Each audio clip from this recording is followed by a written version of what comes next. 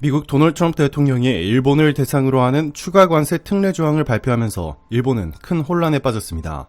반면 한국은 같은 상황에서 어부지리로 더욱 유리한 고지를 점하며 이 두 나라의 명암이 극명하게 갈리고 있습니다. 특히 오늘 트럼프 대통령이 반도체에 100% 관세를 예고하는 충격 발언까지 내놓으면서 한일 간 격차는 한층 더 벌어졌습니다. 놀랍게도 일본은 이번 미일 관세 협상을 통해 한국의 핵심 산업을 무너뜨리겠다는 속내까지 갖고 심혈을 기울였지만 정작 트럼프발 변수로 어처구니 없게도 한국만 어부지리를 얻는 결과가 되었습니다. 우선 일본 언론은 트럼프의 관세 발표 이후 패닉 상태에 빠졌습니다. 일본 정부와 언론은 당초 미일 양국이 두 가지 특례 사항에 합의했다고 홍보했습니다. 첫째, 트럼프 정권의 상호 관세 부과 이전에 기존 세율이 15% 미만인 품목은 모두 15%로 고정하고, 둘째, 기존 세율이 15% 이상인 품목에는 추가 관세를 적용하지 않기로 했다는 것이죠. 언뜻 들으면 미국이 일본에 꽤 양보한 것처럼 보이는 이 합의안에 일본은 안도하는 분위기였습니다. 실제로 일본 측은 모든 일본산 제품의 대미 관세가 15%로 묶였다고 이해했고, 이를 외교적 승리라 자평했습니다. 하지만 정작 뚜껑을 열어보니 현실은 전혀 달랐습니다. 미국 측 발표문 어디에도 일본에 대한 15% 이상 품목의 면제 조항은 없었던 것입니다. 결국 미국은 일본산 제품의 기존 관세 위에 추가로 15%를 얻는 방식을 택했습니다. 예를 들어 일본산 자동차의 경우 기존 미국 관세율이 2.5%였는데 일본은 이를 15%로 올리는 것으로 이해했지만 실제로는 2.5%에 15%포인트가 추가되어 무려 17.5%로 뛰었습니다. 또 일본산 직물은 관세가 7.5%에서 22.5%로 급등하고 일본산 와규 쇠고기 역시 기존 26.4%에서 41.4%로 치솟게 됩니다. 당초 일본은 쇠고기처럼 15% 이상이던 품목은 변화가 없을 것이라 여겼지만 미국이 이를 뒤집은 것입니다. 일본 정부의 혼란은 극심합니다. 아카자와 료세이 경제재생상은 서둘러 방미하여 미국 상무장관을 만나 이 엉터리 합의 이행을 수정해달라고 항의했습니다. 그러나 추가 관세는 이미 8월 7일 0시부터 발효되어 버렸고 이를 되돌리기는 쉽지 않은 상황입니다. 알고 보니 일본은 애초 희망사항을 실제 합의로 착각하고 자화자찬까지 했던 셈입니다. 일본 보수 매체들은 미국 러트닉 상무장관이 아카자와 재생상을 자택에 초청해 3시간 넘게 만찬을 함께하여 트럼프 대통령을 공략할 비법을 전수했습니다. 그 결과 일본이 관세 15% 약속을 받아냈다라며 일본 외교력이 세계 최고 수준이라고 떠들었습니다. 일본 정부 역시 이에 고무되어 우리가 미국을 설득해냈다라는 식으로 홍보했죠. 그러나 정작 러트닉 상무장관, 트럼프의 오랜 친구죠. 상무장관이 일본에만 유리한 협상을 제공할 리 없다는 지적이 많았습니다. 오히려 일본이 방심하도록 환심을 사는 척하며 막후에 거액의 대가를 챙기는 것 아니냐는 의심마저 나왔습니다. 하지만 실제 드러난 바에 따르면 일본은 이번 협상 대가로 미국에 5,500억 달러 약 725조 원에 달하는 천문학적 투자를 약속했습니다. 트럼프 대통령은 이를 두고 일본으로부터 계약금을 받아냈다. 그 돈은 이제 우리 돈이라며 노골적으로 만족감을 드러냈습니다. 그야말로 조공에 가까운 거액을 퍼주고도 일본이 기대했던 관세 면제 효과는 물거품이 된 것입니다. 일본 내부에서는 관세 문제가 금방 사라질 수도 있으니 일단 버티자라는 희망 섞인 견해도 일부 있었습니다. 미국이 너무 무리하게 관세 폭탄을 퍼부은 탓에 곧 부메랑이 되어 처리할지 모른다는 것입니다. 실제 몇몇 경제학자들과 미국 언론도 트럼프 관세는 치밀한 준비 없이 졸속 진행됐다라며 지속 가능성의 의문을 제기합니다. 이 거대 무역 상대국인 중국을 제치고 대체 공급망을 마련하지 못한 채 관세부터 때려버린 탓에 미국 내 소비재 물가가 폭등하고 인플레이션과 경기둔화 압박이 커질 거라는 전망입니다. 이 관세 수입으로 국민들에게 지원금을 나눠줘봤자 물가가 오르면 효과가 없고 결국 민심 악화로 관세 정책이 한계에 달할 것이라는 지적이죠. 결정적으로 미국 국채 금리가 급등하는 등 경제 충격이 오면 지난 4월 잠시 그랬던 것처럼 트럼프가 관세를 슬그머니 처리하거나 관세 전쟁을 접을 수도 있다는 예상입니다. 하지만 이런 기대와 달리 관세 철회는 요원하다는 경고가 미국 내 유력 경제 매체와 연구소들에서 잇따르고 있습니다. 특히 일본처럼 만만한 국가일수록 관세 부과가 오랫동안 지속될 것이라는 분석이 나오고 있습니다. 미국의 유명 경제매체 울프스트리트는 트럼프 정부의 관세 수입이 현재 월간 약 300억 달러 수준으로 이 페이스라면 연간 3천억 달러, 약 400조 원 넘게 거칠 수 있다고 전했습니다. 이미 5월에서 7월 이 석 달 동안 770억 달러의 관세를 징수한 것으로 나타냈는데 이는 미국 정부의 매달 현금으로 들어오는 천문학적 수입니다. 유럽 등이 수백억 달러 투자하겠다고 약속은 해도 그것은 어디까지나 미래의 불확실한 돈일 뿐입니다. 반면 관세 수입은 지금 이 순간에도 미 재무부에 꽂히는 확실한 현금입니다. 그러니 트럼프 대통령이 이 황금알을 낳는 거위를 쉽사리 포기할 리 없다는 것이죠. 실제로 미국의 국가 부채는 천문학적으로 불어나 30조 달러를 훌쩍 넘겼고, 트럼프 행정부는 출범 직후부터 공무원 감축 등 정부 지출을 줄이는 한편 타국에 부과하는 관세 수입으로 부채를 메우는 전략을 추구해왔습니다. 그리고 현재까지 상당한 효과를 보고 있다는 평가를 내놓고 있습니다. 요컨대 트럼프 대통령이 관세에 집착하는 이유는 다른 무엇도 아닌 돈 때문이며, 그 관세 수입의 가장 손쉬운 공급처 중 하나가 바로 일본이라는 이야기입니다. 그렇다면 왜 하필 일본이 가장 큰 타격을 입게 되었을까요? 미국은 관세 부과 대상을 정할 때 은근히 전략적 계산을 하고 있습니다. 예컨대 캐나다의 경우 트럼프가 35% 관세 폭탄을 예고했지만 실제로 캐나다산 수출품 중 10%도 채 안 되는 품목에만 관세가 부과될 예정이라고 합니다. 미국은 캐나다와 멕시코와는 나프타 협정을 맺고 있어 필수 자원이나 목재 등의 수입품에는 관세를 매기지 않았습니다. 미국 물가에 타격을 줄 만한 품목은 교묘히 피해간 것입니다. 이 때문에 캐나다의 트루도 총리는 트럼프의 관세 협박에도 비교적 여유로운 태도를 보이며 오히려 600억 달러 규모의 보복 관세로 맞불을 놓는 배짱까지 보여주고 있습니다. 자국의 불리한 관세는 애초에 면제시키고 상대국도 만만치 않게 맞대응하는 형국인의 미국 캐나다 간 관세 분쟁은 조정 국면인 것이죠. 하지만 일본은 다릅니다. 일본이 미국에 많이 파는 주력 수출품이 미국이 가장 관세 때리기 좋다고 보는 품목들입니다. 대표적인 것이 자동차입니다. 일본 자동차는 트럼프 대통령이 가장 눈의 가시처럼 여겨온 대상 중 하나입니다.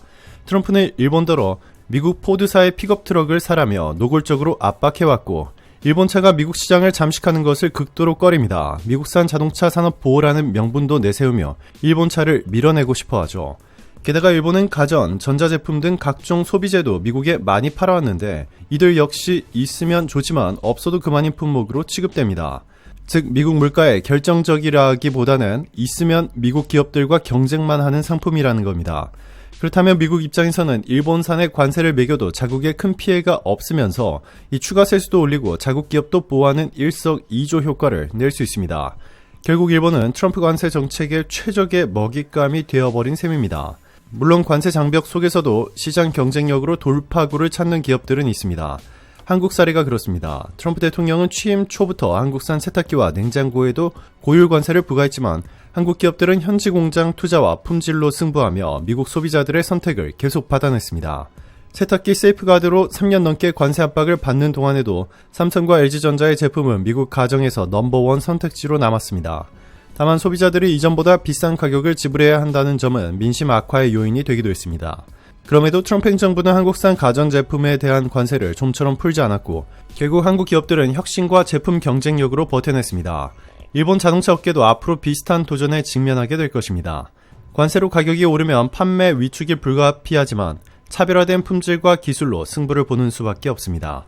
하지만 앞으로 미국산 전기차가 쏟아져 나오고 한국의 현대차, 기아와 유럽의 BMW, 벤츠 등 경쟁사들은 미국 현지 생산 비중을 높이며 관세 영향을 최소화할 것이 뻔합니다. 일본 차만 상대적으로 불리한 입장에 놓일 수 있다는 뜻입니다. 미국 유력지들은 최악의 경우 트럼프 관세가 10년간 이어져 미 행정부가 2조 달러 이상의 관세 수입을 벌어들일 수 있다라는 전망까지 내놓았는데, 그럴 경우 일본산 자동차에 대한 관세 장벽은 끝내 사라지지 않을 가능성도 있습니다. 일본이 장기 관세의 늪에 빠질 수도 있다는 의미입니다. 설상가상으로 일본은 반도체 직격탄까지 맞았습니다. 트럼프 대통령이 전격 발표한 반도체 100% 관세 방침에 일본 경제계는 충격에 휩싸였습니다. 트럼프 대통령은 미국에 공장을 세운 국가는 큰 문제가 없을 것이라며 그렇지 않은 국가의 반도체에는 100% 관세를 때리겠다고 천명했습니다. 한국처럼 미국 내 공장을 건설했거나 건설 중인 경우 관세를 면제하겠다는 예외 조항도 분명히 했습니다. 실제로 삼성전자와 SK하이닉스 등은 미국 현지의 대규모 반도체 생산 시설 투자 계획을 진행 중이며 이 덕분에 한국산 반도체는 관세 폭탄 대상에서 제외될 것임이 공식 확인되었습니다. 한국산업통상자원부 통상교섭본부장도 한미 FTA에 따라 한국은 미국으로부터 가장 유리한 관세 대우를 받게 된다 라며 삼성과 하이닉스가 100% 관세 부과 대상이 아니다라고 밝혔습니다. 그러나 일본은 사정이 다릅니다. 일본에는 아직 미국의 반도체 제조 공장을 지은 기업이 거의 없습니다.